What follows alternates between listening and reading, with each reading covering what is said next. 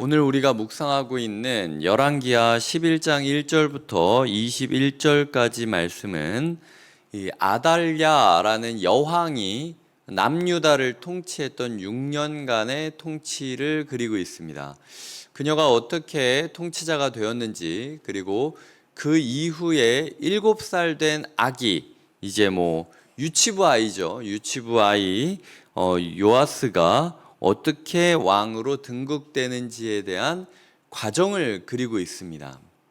왕이라는 존재가 되기 위해서는 우리가 생각했을 때는 그 왕 자체의 실력이 뛰어나거나 아니면은 그 왕이 가지고 있는 어떤 자질들이 뛰어나거나 이런 식의 이야기들을 생각할 수 있겠지만, 오늘 요아스가 왕이 된 것은 철저하게 백성들의 보호와 지지가 있지 않으면 요아스가 왕이 되지 못했다라는 사실을 우리가 기억해야 됩니다. 그래서 저는 오늘 본문을 보면서 마치 아기 예수를 키우고 있는 예수님의 이야기 같기도 했고, 그리고 아기 모세를 구하고 있는 이 모세의 부모와 그 누이에 대한 이야기로 보이기도 했습니다. 오늘 본문이 참 묘한 것은 이스라엘의 역사 가운데 있어서 가장 뛰어난 통치자라고 불려지는 두 사람이 있는데, 모세와 다윗이라는 거죠. 근데 요아스라는 사람의 인생에는 모세의 흔적도 있었고 다윗의 흔적도 있다라는 거예요. 이런 부분에 있어서 우리가 한번 말씀을 찬찬히 보면서 우리에게 주시는 하나님의 교훈들을 생각해 보았으면 좋겠습니다. 먼저 1절입니다. 아하시아의 어머니 아달랴라고 이야기를 하죠. 아하시아의 어머니라는 거는요, 이세벨의 딸이었다라는 겁니다. 그의 엄마 이세벨이 어떻게 살았고 어떻게 죽었는지를 뻔히 보았음에도 불구하고, 자기의 아들이 또 죽었음에도 불구하고, 그럼에도 불구하고 이 여인은 엄마 이세벨의 흔적을 그대로 따라가고 있는 모습을 그리고 있습니다. 일어나 왕의 자손을 모두 멸절했다. 왜? 혹시라도 나에게 위협이 될까봐. 이게 다른 나라에서 와가지고 정략 결혼을 한 여자이지 않습니까? 그렇기 때문에 이방인처럼 느껴지기도 했고, 종교적으로도 우상 숭배를 하고 있는 사람이었기 때문에 자기는 항상 그 남유다 사람들의 테두리 바깥에 있는 존재라고 항상 생각을 했을 겁니다. 그 부분에 있어서 본인이 회개하고 안으로 들어오는 것이 아니라 모두 죽여버리는 방식으로 자기의 왕권을 견고하게 만드는 모습을 그리고 있습니다. 저는 이 1절을 보면서 사람 참 안 바뀐다, 이렇게까지 보여주었는데도 그 길에서 떠나지 않는 완악함을 보기도 했고요. 동시에 참 사람 참 바꾸기 힘들다 라는 생각을 다시 한번 하게 되었습니다. 어떤 뜻이냐면, 예후로 인하여 모든 심판이 끝났고 이제는 진짜 씨를 말렸다. 우리가 지난주에 그런 표현들을 제가 종종 쓰지 않았습니까? 그런데 안 말랐던 거예요. 잡초를 다 뽑았다고 생각했는데, 이 여자가 이렇게까지, 이 당시에서 여성이 이렇게까지 반란을 일으킬 정도로 아무도 생각하지 못했던 일이 벌어졌던 거죠. 죄라는 게 진짜 싹을 다 없앴다라고 생각하는 순간에도 여전히 다시 피어오르는구나 라는 생각들을 하게 되는 게 1절이었습니다. 그런데 2절과 3절을 보면은 요람왕의 딸 아하시아의 누이 여호세바가 요아스의 유모를 몰래 피신시키죠. 모두가 진멸됐다라고 생각하는 그날, 1살짜리 아기를 품에 안고 있는 유모를 성전에 피신시키는 이 요람왕의 딸 아하시아의 누이, 아하시아의 어머니가 아달랴였다라는 걸 그려봤을 때, 어떻게 보면은 아달랴의 딸일 수도 있고요. 어떤 사람들은 아달랴의 아하시아의 이복누이다라고 이야기하는 사람도 있습니다. 근데 그 누이 여호세바가 성전으로 이 아이를 데려다가 성전에서 일하는 맡겨진 아이, 뭐 사무엘 보면은 그 성전에 맡겨지잖아요. 그런 아기인 것처럼 위장을 시켰다라는 거예요. 그래서 이 여호세바를 가리켜 제2의 요게벳이다라고 이야기하는 사람도 있을 정도입니다.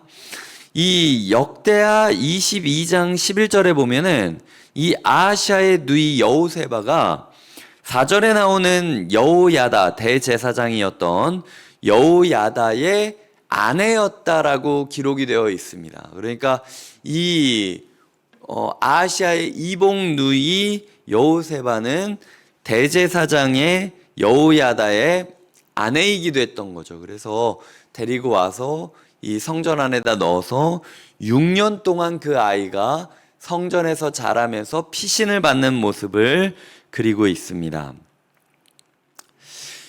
11장 1절부터 3절까지를 보면은 그 당시에서 가장 연약하고 소외되었다라고 느껴졌던 여성의 리더십이 어떻게 발휘되고 있는지를 그리고 있어요. 하나님께서는 강한 자를 통해서, 무력이 강한 자를 통해서 하나님의 나라를 이루는 것이 아니라 약한 자를 통해서, 그리고 아무도 예상하지 못했던 자들을 통해서 하나님 왕권을 지키시고 이어가고 계시다라는 사실을 그리는 것이 3절까지의 말씀입니다. 그렇게 6년 동안 요아스가 성전 안에서 보호를 받으면서 아달랴의 통치가 이루어지죠. 저는 이 3절을 보며 여리고성을 7번 돌았던 여호수아의 모습이 떠올랐습니다. 6년이라는 시간 동안 정말로 핍박을 받으면서, 나중에 보면은 20절에 아달랴가 죽으니까 온 백성이 즐거워하고 온 성이 평온했다라는 이야기를 할 정도로 이 여자가 하여튼 난리를 쳤던 거예요. 이 성에서 6년 동안 온갖 일을 당하면서도 사람들이 어린 아기가 클 때까지 기다리면서 이 회복을 꿈꿨던 것처럼 우리 교회 가운데, 우리의 삶 가운데 어떤 시기가 필요한가? 6년이라는 이 시기 동안 어린 아기 구원자가 자라가는 것들을 보면서 지켜주고 보호하고 함께 꿈꾸며 함께 소망하는 시간이 있어야 했다는 거죠. 그때 요아스라는 성군이 태어나고 자라고 왕위에 등극할 수 있었다라는 겁니다. 7째가 되었을 때 이제는 때가 되었다. 아마도 그때가 아달랴가 너무 심하게 통치를 했기 때문에 이제 때가 되었다 생각했을 수도 있고, 7살 요아스의 모습을 보면서 이 제사장 여호야다와 누이 여호세바가 뭔가 가능성을 본 걸 수도 있어요. 그런 지점에 있어서 사람들을 모으기 시작합니다. 사람들을 몰래 모은 다음에 지금부터 보는 것을 절대로 발설하지 않겠다고 맹세하면 내가 보여주겠다. 맹세를 하니까 성전 안으로 데려오죠. 아까 이야기 드렸듯 아달랴는요, 인종적으로는 사실 남유다 출신이 아니었기 때문에 약간 이방인 같은 그런 이미지였고 이방인이었죠. 그리고 그 우상 숭배자였기 때문에 이 성전에 대해 관심도 별로 없었습니다. 그러니까 세상 사람들이 교회를 봤을 때 교회에 등록한 사람이 아니기 때문에 세상 사람들이 교회에서 어떤 일이 벌어지는지 알지도 못하고 들어가지도 않고 관심도 없는 그런 모습을 그리고 있는 거예요.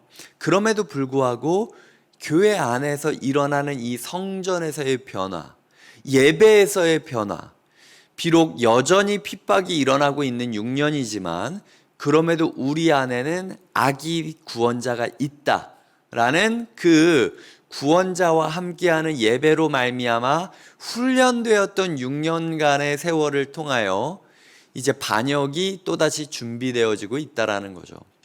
그렇게 비밀을 보장받은 사람들이 이 요시야와 아기를 보고 눈물을 펑펑 흘립니다.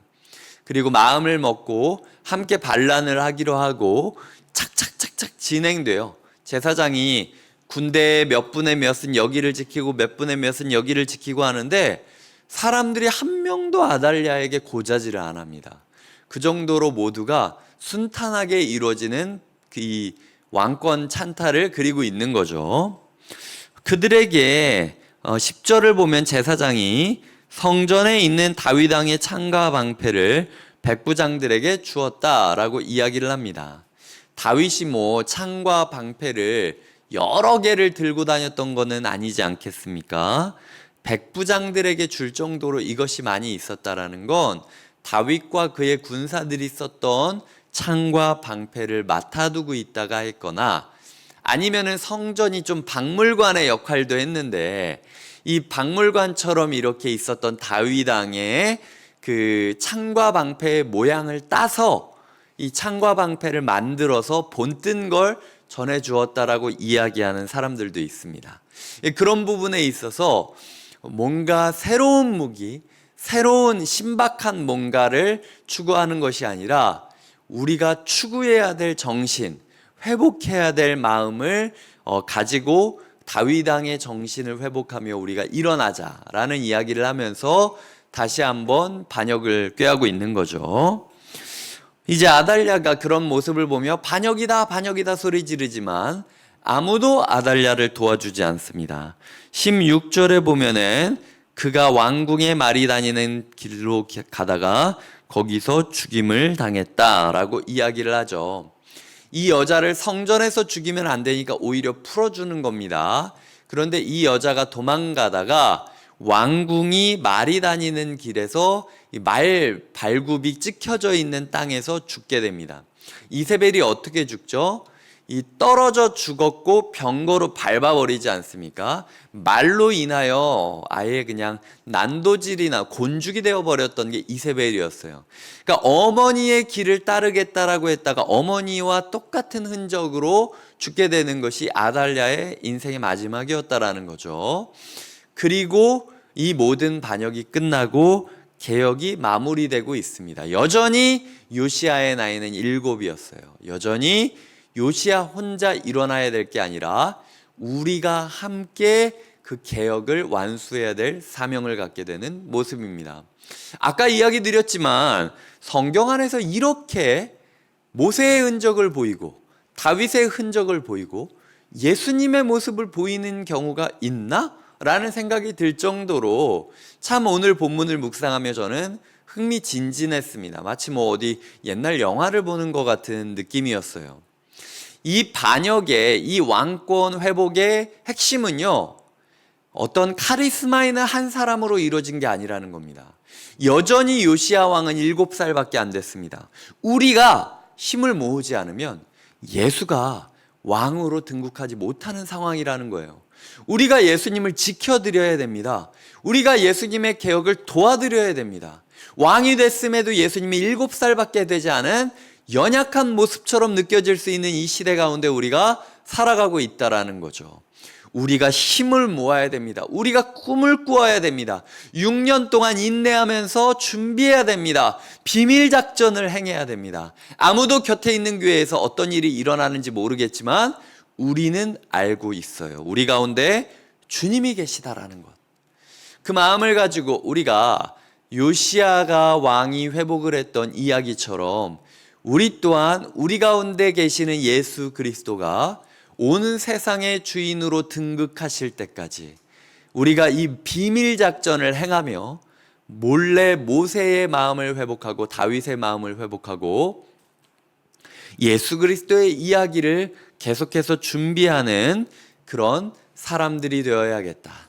특별히 성전 안에서 이것들이 일어났습니다. 우리의 예배가 회복되어지고 있는가?